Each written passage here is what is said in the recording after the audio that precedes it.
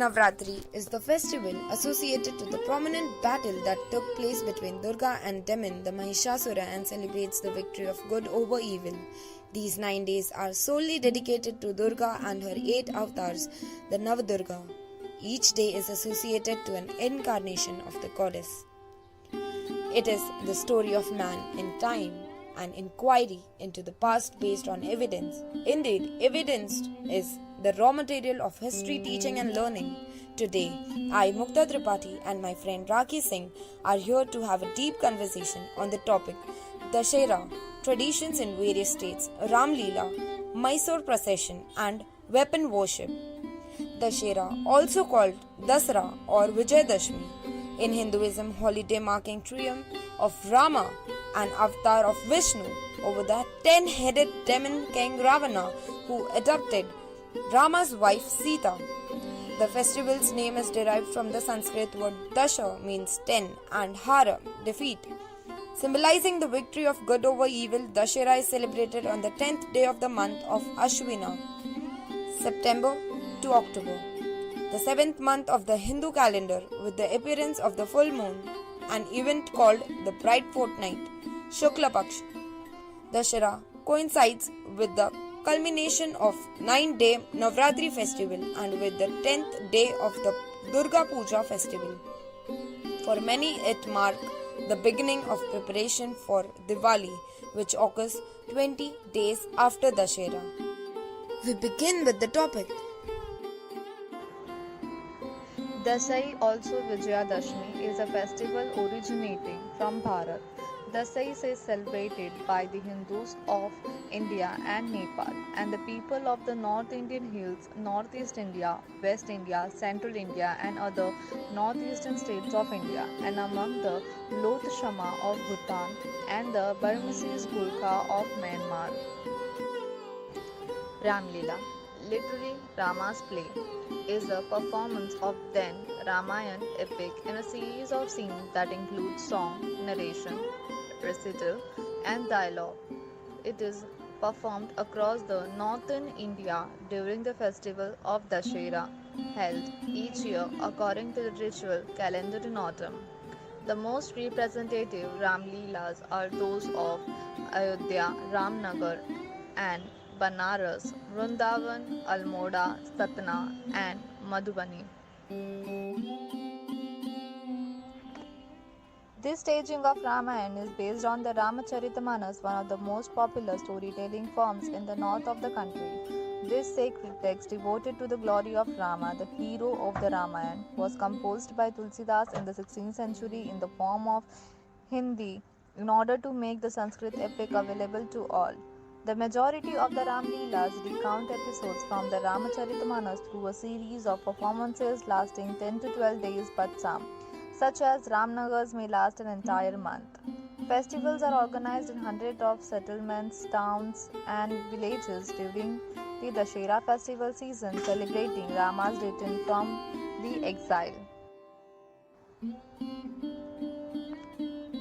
Ram Leela recalls the battle between the Rama and Ravana and consists of a series of dialogues between gods and sages and the faithful. Ram Leela's dramatic force stems from the succession of icons representing the climax of each scene. The audience is invited to sing and take part in the narration. The Ram Leela brings the whole population together without distinction of caste, region or age. Mysore, which used to be a capital for more than 600 years, is closely associated with Navratri and Dussehra legends, and the Chamundeshwari temple is an important city landmark for a good reason. The city also owes its name to a tale from the Hindu mythology, one that involves Chamundeshwari, an incarnation of Durga who battled the demon Mahishasur for 9 nights. On the 10th day, Chamundeshwari killed Mahishasur and the town came to be called as Mahishasurna Uru, meaning the town that Mahishasur belonged to.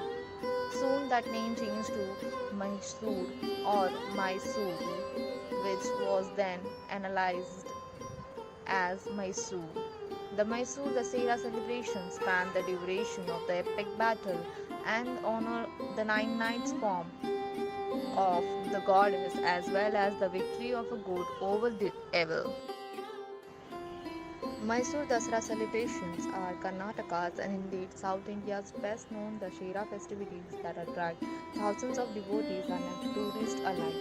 The Mysore Dasara celebrations conclude the 9-day Navratri festivities with a grand procession that begins from the illuminated Mysore Palace. Indeed, over the decades, Mysore has become synonymous with an extravagant Dasera celebrations, and the festival is celebrated with a great pomp every year. The 10-day festival ends with its last day being Vijayadashmi.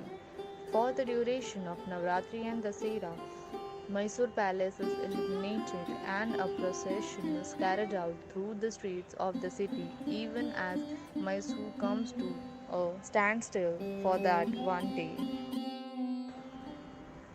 Dasai, also Vijayadashmi, is a festival originating from Bharat. Dasai is celebrated by the Hindus of India and Nepal and the people of the North Indian hills, Northeast India, West India, Central India and other northeastern states of India, and among the Loth Shama of Bhutan and the Burmese Gurkha of Myanmar. Ayodhya Puja, the worship of weapons. The culture which sees divinity in weapons is also the one which prizes non-violence, and there is nothing contradictory about it. Ayodhya Puja or Shastra Puja is the worship of weapons that takes place on the 9th day of the Navratri festival. Weapons are retrieved for use with the blessings of the goddess on the 10th day, Vijayadashmi. Ayodhya Puja is a pan-Indian phenomenon, although it is traditionally confined to those closely connected with and responsible for the use of weapons such as royal families and school of martial arts such as Kalaripayattu. Today, worship of weapons is primarily carried out by policemen, security personnel and the army. Most Indian army units have long-standing tradition of Ayodhya Puja. Multiple traditions of weapon worship. Multiple Hindu traditions surround Vijayadashmi, notably that of Durga slaying Mahishasura and Rama killing Ravana.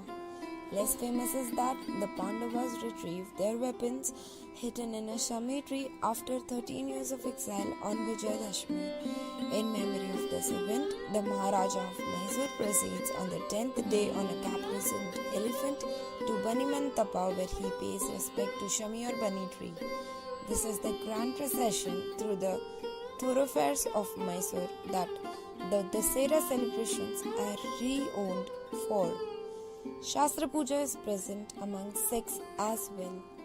Guru Gobind Singh encouraged Shastra Puja or worship of swords along with the chanting of Chandi Diwar, also called Var Shri Bhagwati Ji Ki, composed by the Guru and is the 5th chapter of the Dasam Granth.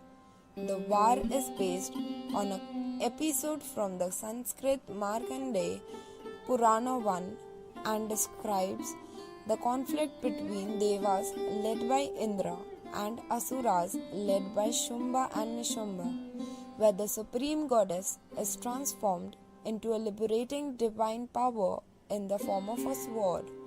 The Chandi Diwar evokes a powerful warlike temper aided by powerful language and eloquent similes, and is especially dear to the Nihang Sikhs, the most martial order among the Sikhs. The names Chandi and Bhagavati, the origin in the Markandeya Purana, which houses the Devi Mahatamyam, and the worship all exemplify the close connection between Hinduism and Sikhism. Some leftist academics have manufactured a needless controversy about Vijayadashmi and Navratri, that Durga represents an Aryan deity who kills the Dravidian Mahishasura, and that the Ayodhya Puja is an Aryan evil. However, Tamil Nadu itself has an equally hoary tradition of Devi and weapon worship. The worship of the war goddess Kotravai recorded is in Sangam literature. In fact, The same goddess who killed Shumba and Nishumba, glorified in the Devi Mahatmayam as well as the Chandi Diwar, is worshipped in Tamil Nadu as Nishumba Sodhini, sailor of Nishumba. She personifies valor and was the war deity of the imperial Cholas themselves. The founder Vijayalayar Chola built the Nishumba Sodhini temple near Kumbakonam. Another popular Tamil deity, Muruga, is also a war deity. Thais Posam is one of the most popular festivals of Tamil Nadu. Not well known in North India and is celebrated with great gusto even by diaspora Tamils in Singapore, Malaysia, Sri Lanka, etc. The festival, which falls in January-February, celebrates the day goddess Parvati empowers Muruga with her Shakti by bestowing upon him the spear, his weapon used to lead the Devas to victory against the Asuras. Yet another case were worshipped and celebration is associated with the weapon. Indeed, Muruga's spear and Vishnu's Sudarshan Chakra are unique in that these are two weapons that are worshipped on their own right, when the deities wielding them are not in the picture at all. What does such worship of weapons tells us about Hinduism? It points to certain fundamental distinctions between Hindu or Dharmic spirituality and the Abrahamic traditions, but equally importantly, it tells us a lot about the Hindu approach to violence and by implication of non-violence. For one, even as king worshipped deities of war and their weapons and literally drew inspirations for battle from these. Hinduism readily provides the allegorical and spiritual interpretation of these stories for sadhakas. The battle between Devas and Asuras can be seen as an internal one.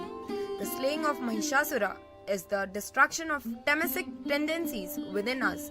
And immediately after receiving the spear from Parvati, the story of Muruga has him as a personification of highest Advaitic truths, teaching the meaning of Om to Lord Shiva himself.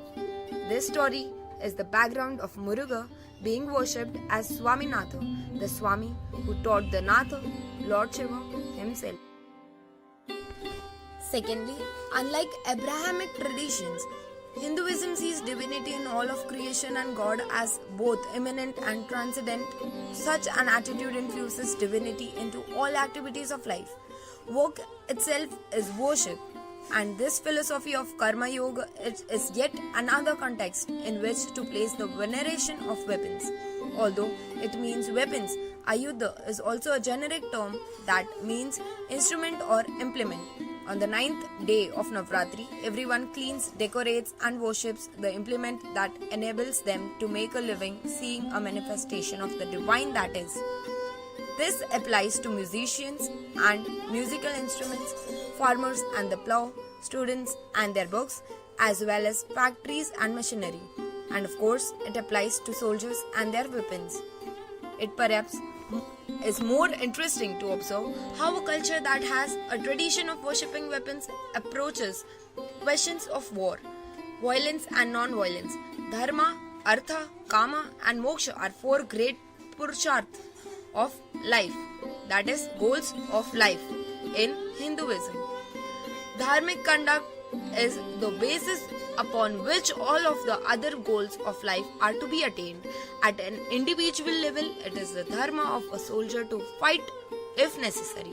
At a social level, the ruler must enforce dharma and protect society. Use of weapons is seen as a part of sacred duty to protect dharma. This infusion of divinity and dharma into the use of weapons in our minds largely explains why wars in India were circumscribed by a strict code of conduct. The most important component of this code is that wars were fought between soldiers and other segments of society were not involved.